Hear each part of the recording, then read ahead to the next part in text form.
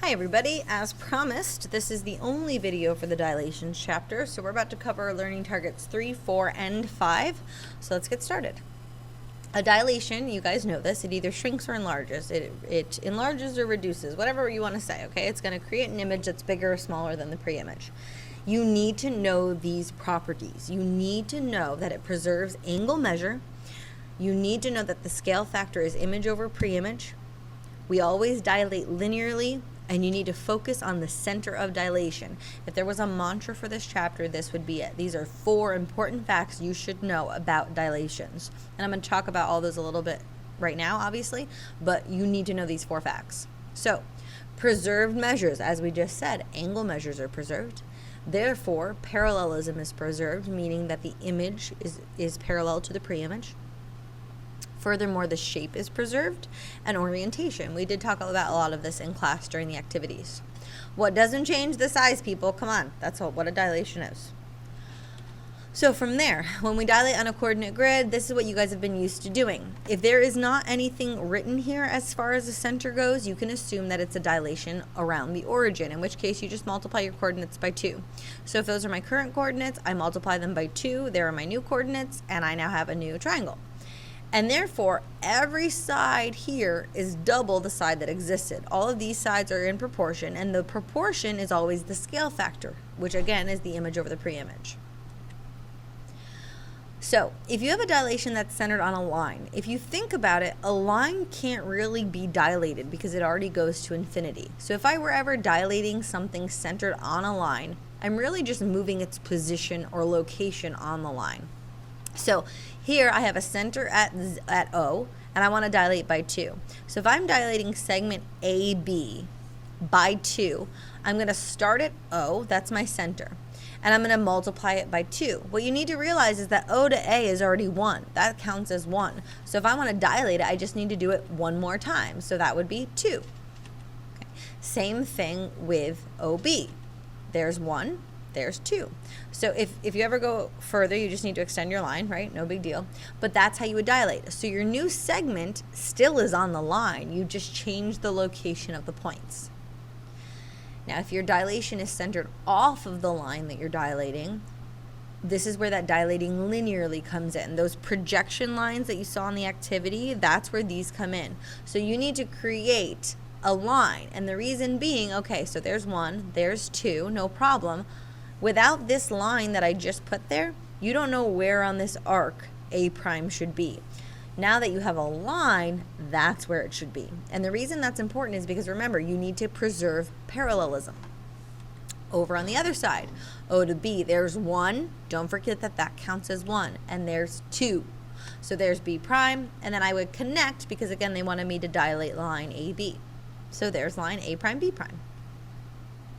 So the scale factor is really important. You need to know that it's always the image over the pre-image. So the image measure divided by the pre-image measure. The proportion is always image to pre-image. So if I tell you that the scale factor is 3, that means the image is 3 times the size of the pre-image. So I have this labeled OA, BA, and OB. You have to pay attention to the center.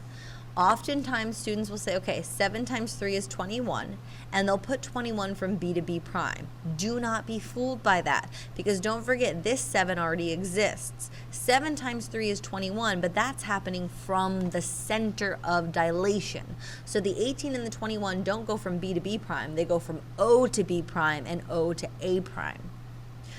The 8 and the 24 are, in fact, the actual pre-image and image, so those go right as you would expect.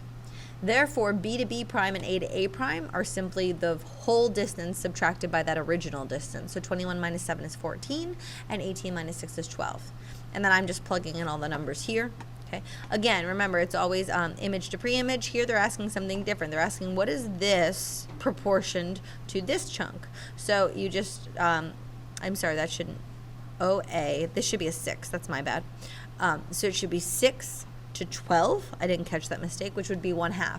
So these are like a dilation of 2 almost, but they're separated. This is 1/3, this is 2/3. Okay. So now we have a scale factor of a half. That implies that it's being reduced, because remember, when you have a scale factor less than 1, it means it's shrinking. So as you can see, it almost looks like the same picture, but my image is located closer to the center of dilation because it has shrunk. So 4 divided by 2 is 2, 8 divided by 2 is 4, 6 divided by 2 is 3. So remember, those go to the original, the pre-image, and it always needs to start from the center. In this case, because it was a half, the other part is also going to be a half, just because that's the way that it works. Okay. And then OA prime to AA prime, that would be a 1-to-1 ratio when you reduce it.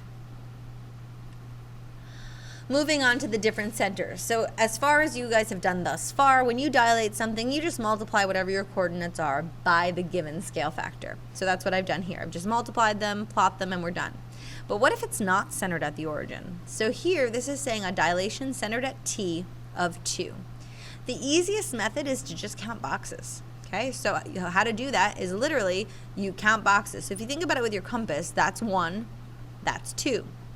Not everyone likes using a compass on a graph paper. It would work. Okay, so I encourage you to use the slopes to get that. Because again, you could just say, okay, from the center to H is over 5 up 2. So I could just go over 5 and up 2 again. And that would be 1, 2. So if you just repeat slopes, that's going to get you that point as well.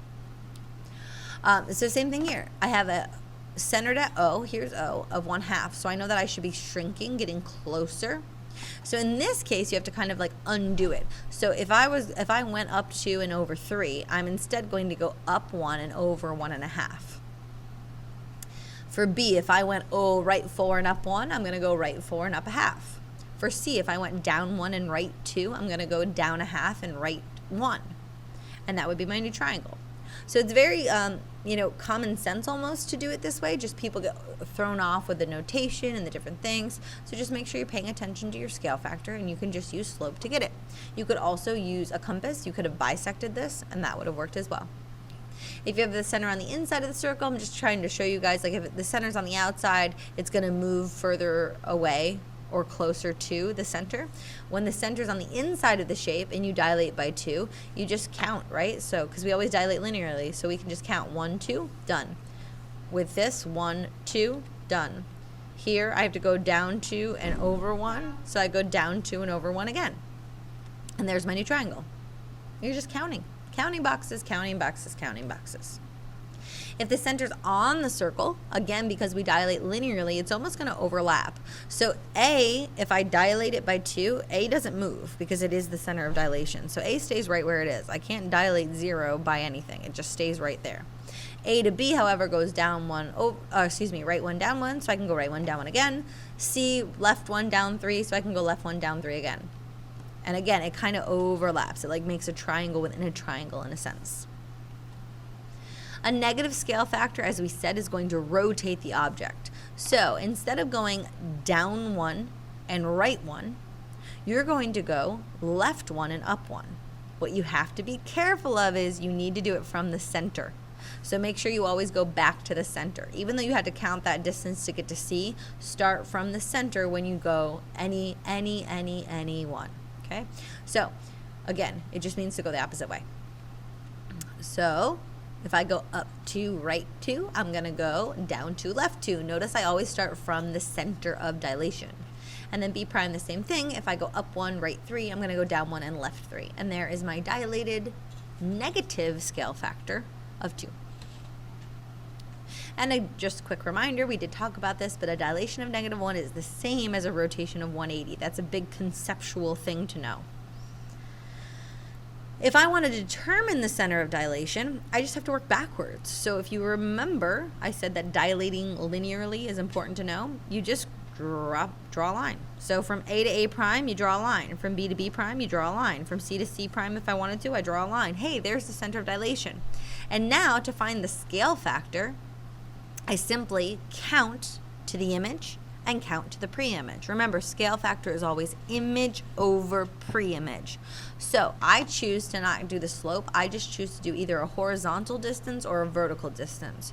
So here, the image is further away. So for instance, if I were going to use B as my point or A as my point, doesn't matter which one, or C as my point, I'm going to count horizontally. And I would just count this way, however many, and I would write that number down, and then I would count this way, however many. I don't need to get to the point. Horizontal works just fine. So again, that distance versus that distance is 8 over 4, so this is a scale factor of 2. If you wanted to, you could do 4 over 1 and 8 over 2, or whichever way you wanted to count it. I should count 2 over 8 because it's rise over run, but you can count both distances. It just is more counting for you. And then just always remember, it's image over pre-image. If it got bigger, this should not be less than 1.